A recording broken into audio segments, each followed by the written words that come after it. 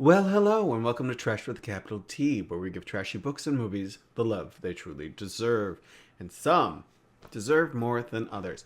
I'm your host, Bobby, and I post new videos here every Sunday, 8:30 a.m. Eastern Time.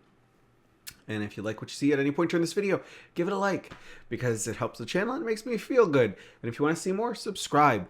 I got new videos coming out regularly. I like to schedule far in advance, so, new content is almost guaranteed. Uh, so we're trying a little something different today. Two things are different. First off, my door is open because of this little bubba back here. That is my doggo. Well, one of my doggos. I have two.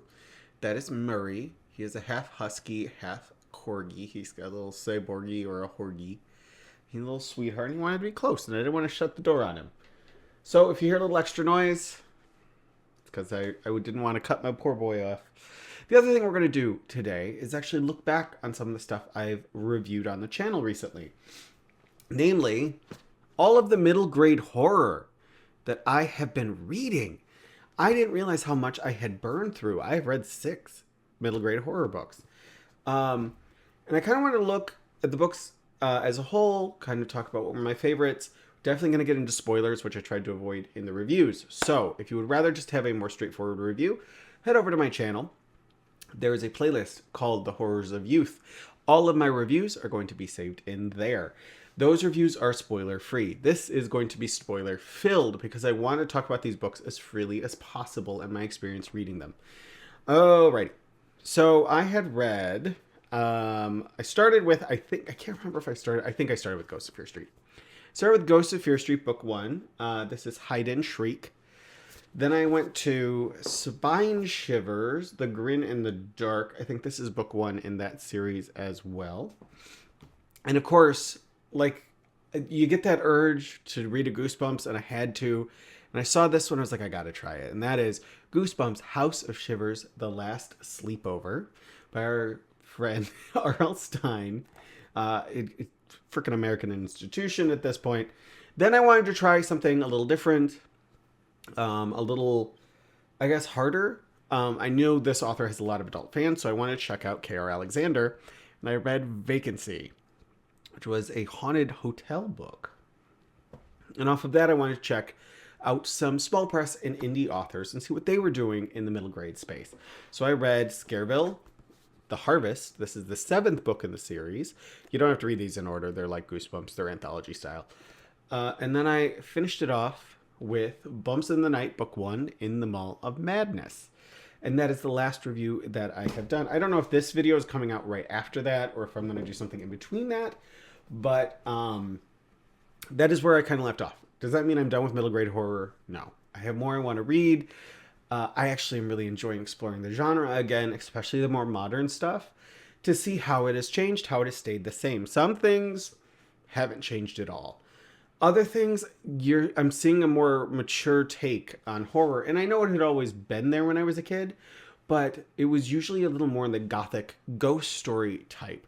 And what I'm seeing here is definitely more of like horror. It's trusting yet younger readers can handle stronger horror material. But let's actually start at the beginning of this pile, because those actually were my 2 least favorite of the books. That does not mean I did not like them. I enjoyed reading both of these. None of the books in this stack I didn't think any of them were bad. But for me personally, I thought these 2 were the weakest. The Ghosts of Fear Street. This one, it was just kind of slow. That's actually the problem with both of these. The pacing on these were slow. Not a lot happened until the end of this one.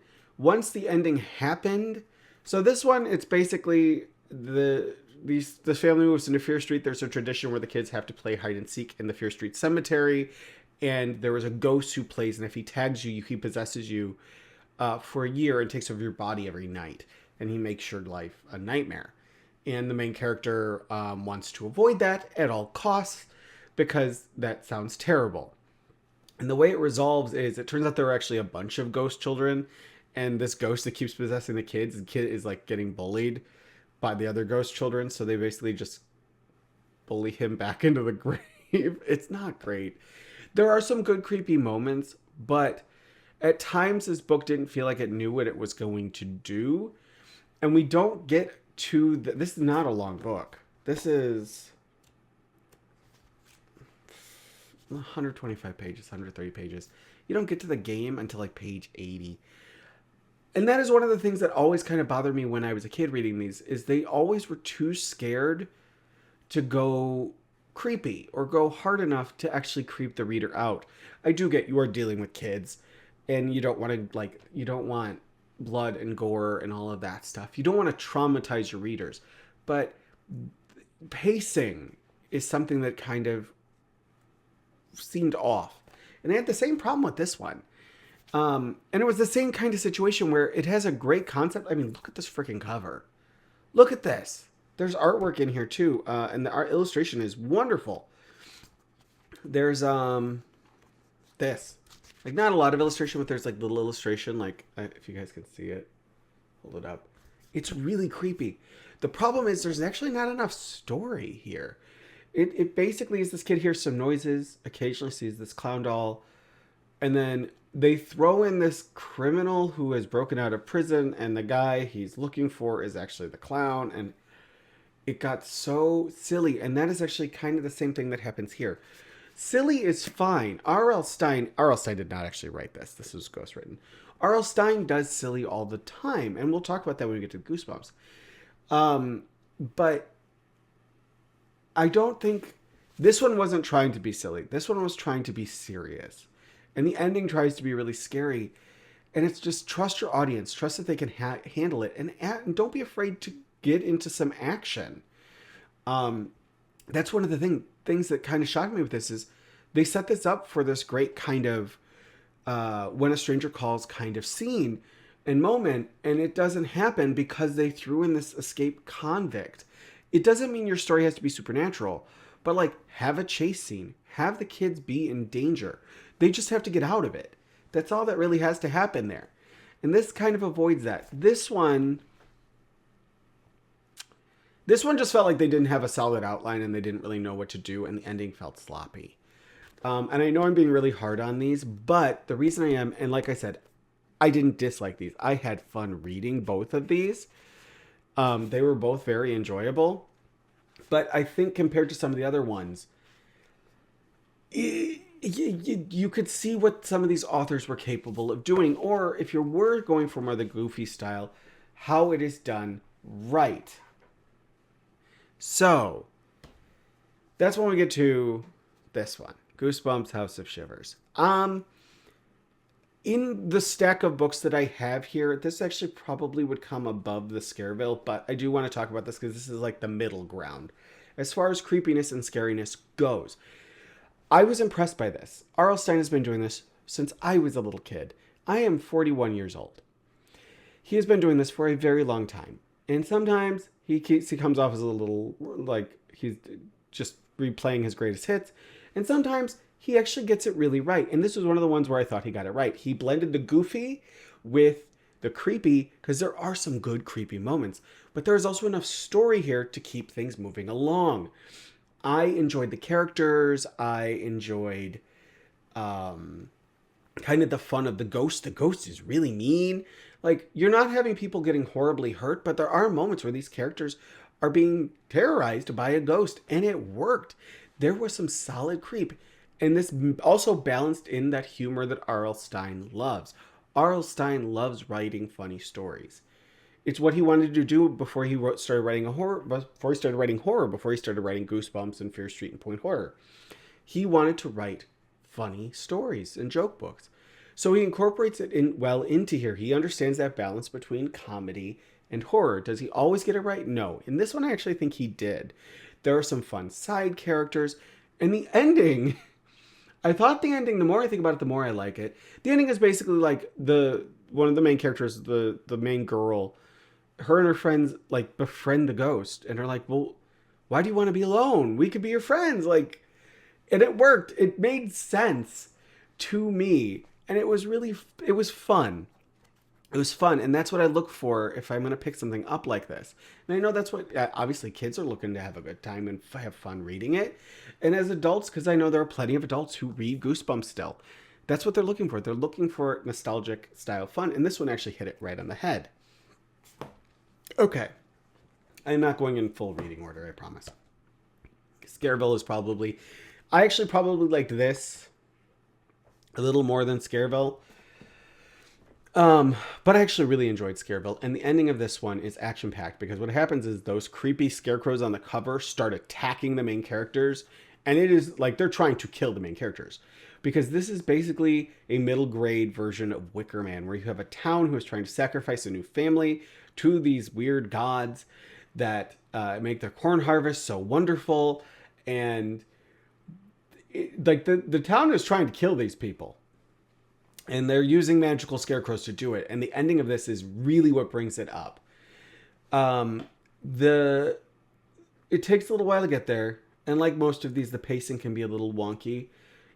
Because the beginning, it doesn't know how to really... The creep isn't really there. The, like, creeping dread, it's kind of there. But it really... This author, John Ward, really excels at the action. His action scenes are top freaking notch. The whole back part of this book, when they're in the cornfields running from the scarecrows, and the scarecrows are like coming after them with scythes, and they're having these big fights, and they're getting, like, these characters are getting thrown through the corn, and there's actual fights, and someone shows up with a shotgun, and it works. John Ward does action really well. I think that's what he was wanting to get to anyways, and once we got there, I was like, oh, this book is wonderful. This was actually a surprise for me because I thought early on there were some writing things where I was just like, it was a little overwritten and I was a little worried about it, but he got me. Once that action hit, I was like, oh yeah, I'm here for this ride. Yes. Okay. Let's get into my actual, like, absolute favorites. I am tied on these two. Vacancy and In the Mall of Madness. Let's start Vacancy. This one, K.R. Alexander, I actually bought another one of his books already. I freaking love this one. And I was like, well, it sounds like he wrote the middle grade version of It, which is The Fear Zone. I already have it. I haven't read it yet. I adored this book. It is a true blue paperback style horror novel that just happens to have kids as the leads. There's no sex, no violence, no swearing, but characters die. And while they don't die horribly and it's not an obvious death, like, we basically, like, the ghosts are, like, yanking people into dark hallways. Or there's this great scene where the kids they had just gone through a ballroom and, like, this girl who was with them had vanished. And they're standing in the kitchen and they see this other kid who's freaked out. Apparently the hotel has been messing with his head and making him feel like he's been there for weeks. And he's, like, trying to run. He starts freaking out thinking that these kids are an apparition created by the hotel. And he tries to run away and the stove in the kitchen flies open and all of these long bony arms come out and grab him and yank him into the stove. And there's another scene where a bunch of kids get trapped in an empty swimming pool that starts filling up with black sludge and they're getting yanked under the sludge, and it's intense. Like, this is honest to goodness, without crossing into R-rated territory, is a horror story. And I appreciate that K.R. Alexander understands his audience can handle it. It is not a simple little story. That's one of the things I liked, and there were some fun twists. The end twist came a little out of nowhere, but I'll accept it because the rest of the ride was so fun. And you want to know something? Do you know how many Zebra paperbacks I've read where the ending just kind of flies out of nowhere because they had to wrap the book up? This one doesn't fly out of nowhere. This one actually makes more sense in the story, but there's not enough setup there because you got to keep the pacing up. And this one is it's stellar. And this is not just like, if you like middle grade horror, if you like horror, try out this book. Seriously, try out K.R. Alexander. I've heard great things about The Collector. I've heard great things about Fear Zone. He's another one like John Ward, who did the Scareville book. He is another one that can do action very well, and his pacing is really strong. The other thing is he does tension and suspense and creep really well. This is a strong entry, and the more I gush about it, the more I'm wondering if this is actually the top of my list. But then I'm going to get to this one. This one, Bumps in the Night, book 1, In the Mall of Madness. This one came out of left field. I didn't know what to expect with this one. I love the cover, but a cover can be misleading. Love the name. It's a play on one of my favorite horror movies, if not my favorite horror movie. Then I got through this one. This one I did actually, while I was reading it, question if this was really written for middle grade readers or if this was written for adults and it was like the nostalgia style of story. Because again, I got those good old school paperback horror vibes. And I, the fact that the main character as a kid doesn't really matter because if you look at those books, Ruby Jean Jensen, I love her. Her books usually featured kids as the main protagonists. So this has that feel mixed with a little, like I said in my review, Bentley Little, because you have the social commentary about the mall and the financial struggles of small towns when big institutions like malls or big box stores come in. That's all there.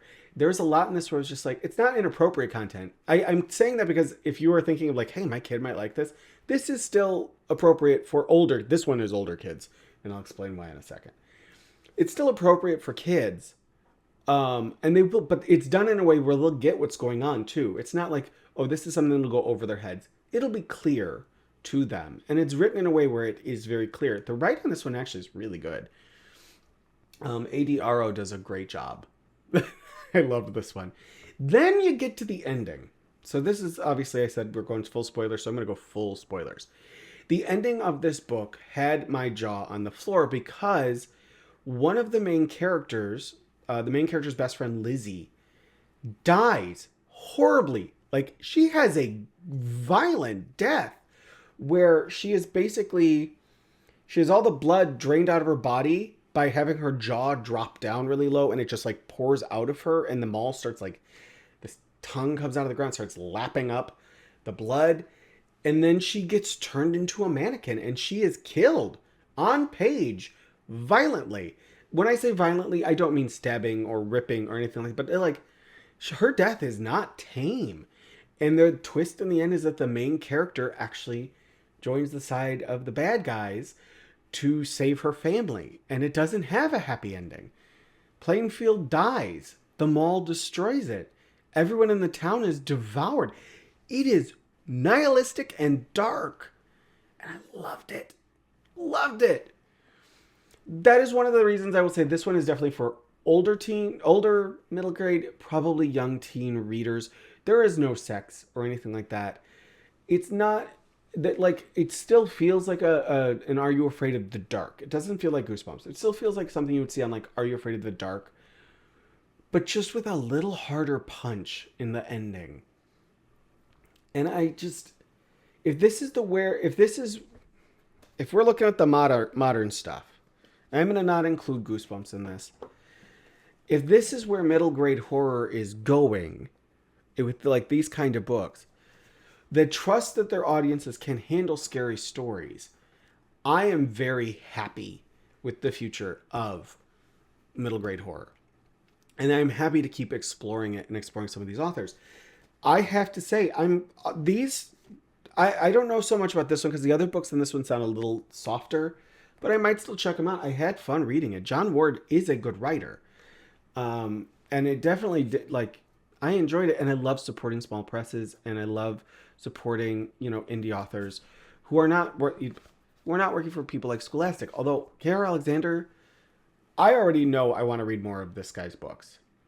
I do. I went to his website. I was looking. He has stuff that he writes for adults as well, but that's more fantasy. And I think he has some. Has a bunch of pen names, so he does a bunch of different styles of books. And for me personally, it's a queer author. Not necessarily writing queer stories, although apparently in Fear Zone there are queer themes. But like, that for me is special. I didn't have that when I was a kid. So seeing it now, this guy, I'm checking out more of his stuff. It's already written in stone. I got one more book. And I wanted to buy more, but I stopped myself. This one, I am guaranteed to get the second book. Guaranteed. If this is what is coming out of indie middle grade horror, Oh, love it. I am there for it. It is fun and dark and smart. Smart. I have no shade to throw at R.L. Stine. I want to read more of these. They're fun. But, this definitely feels like someone who is playing it safe for their readers. And that's just kind of what you expect from Goosebumps. Goosebumps is a brand. I don't expect this to hit hard. I went into this expecting what I got. What exactly I got. There were great scenes in there, though. There's a scene where the ghost is like, one of the kids is a ghost hunter. And like he's up in the room where the ghost is. And like the ghost is running around and grabbing the kids. And it's like freezing their skin. And the kids are all freaking out and running around. And that was enjoyable. There are actually some solid creepy moments. But Goosebumps is Goosebumps. Goosebumps is fun and goofy and humorous, but also a little creepy, but never hits that hard. If I'm going to rank these, I know I've already kind of given an unofficial, but I'm going to go, okay, let me get my books in order. So at the bottom of the list is definitely going to be Spine Shivers. I thought it was okay. It had a good concept. The writing is actually pretty strong. I did like the diverse cast. All of the main characters in this one are, I believe, of Middle Eastern descent. I did like that part of it, but I felt like there wasn't enough there. There wasn't enough action. This felt like the author was very hesitant to go too far because of the age of his readers.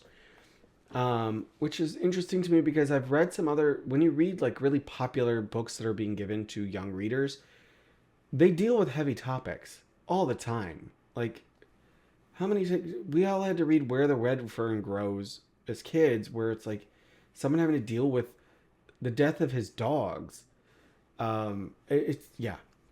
So this one, J.A. Darke, don't think it's bad. I liked it. If you have someone who is a kid who is interested in middle grade horror, but seems a little hesitant, this actually might be a good starting point. The illustrations might creep them out, but this is a good starting point.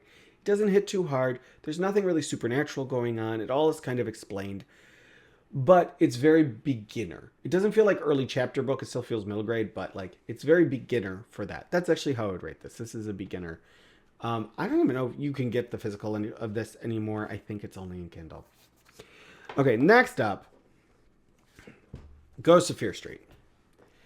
Fun, creepy moments for the actual game. Pacing was kind of a mess, but it is old school. It is from my childhood. It has that 90s nostalgia, and they didn't update these, so I definitely, had some nostalgic moments. Oh, my dog's doing a big stretch. I don't know if you can see him. He's kind of cut off. Had some nostalgic moments, but I'll probably read another one because I know the next book is written by a different author. That's the thing with this one. Even though R.L. Stine's name is on the top, either all the books or the majority of books in the Ghosts of Fear Street series are ghost written. So if you don't like one, you might just, if you go on Reddit, they have lists, or if you go online, they have lists of who the authors are. If you like an author, you can check out their books. Because like most of these books are not interconnected. The only thing I actually really loved about this is it is set in Fear Street, and they pull a lot of like the Fear Street lore into the book. And I appreciated that. So if you are a Fear Street fan like myself, there is some fun there for that. So next up, this is going to be the tricky one. Because these are all pretty close. I'm going to have to go Scareville. Scareville the Harvest. A slower start and some overwriting is really what popped it here, but the ending is so good. The ending makes it worth it. It's not even the ending, it's like the midpoint to the end. The action scenes John Ward does like a pro. I really, really, really enjoyed this one, and I will probably check out more of his books. Hopefully he brings the action like he does here, because he can write it really well. It moves well, the pacing is good, and you never get confused where anyone is. He does set up really well, so you know where all the players are in these really frantic action scenes. That is difficult, and that takes talent. So yeah, this is definitely going to be third from the bottom. I got 6, so this is right in the middle. Right in the middle. This is 4 out of 6. All right. Next up, Goosebumps. Easy. If you are someone who is looking for the nostalgia, but you want to try out some of the new books, start here.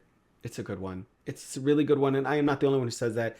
A lot of the reviews I read from people who really, adults who really love Goosebumps, really love this one. If you have a kid who loves Goosebumps, it's a given. But if you are an adult who's like, I haven't read one of these in a while, why not? First off, go for it. And second off, this one is a good one to start with. And I heard the Mummy one. There's a Mummy one that's before this that is really fun. So I might check that one out. I already have plans to check out the books and other books in these series. Maybe not so much in the Spine Shivers, but that's more just because they're harder to find.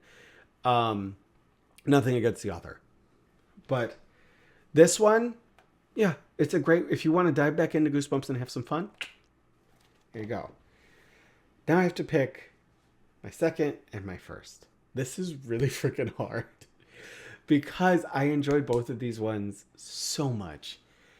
Okay, I'm gonna go Bumps of the Night as number 2.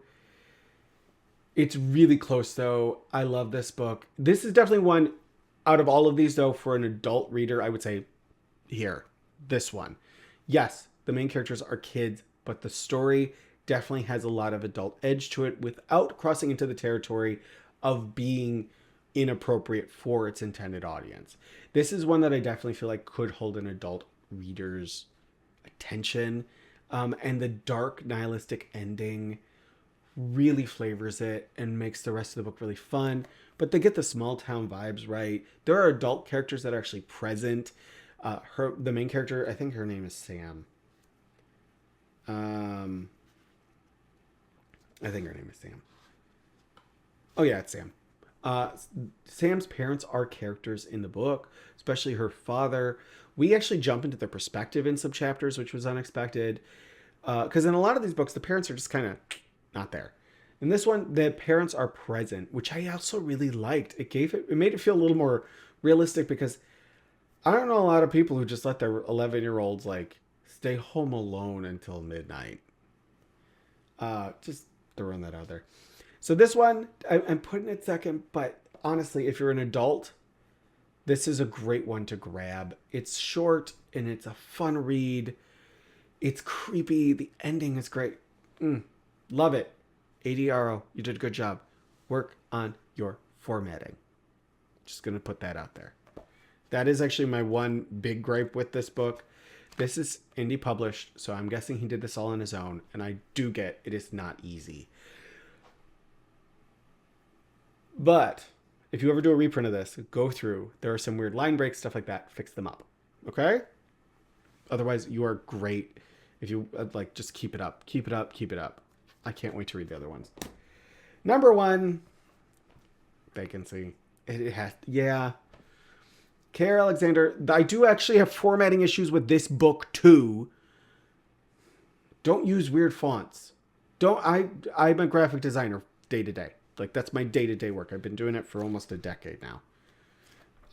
Before that, I was in film production. Nothing fancy. I was a PA. But like this. Don't do fancy fonts. I don't know if you can see it. I couldn't, and I'm holding the book. Because this is a great book, and I don't want you to make it harder for me to read. The story is great. It brings that old school paperback horror style, while also, again, keeping it appropriate for young readers. But the intensity and the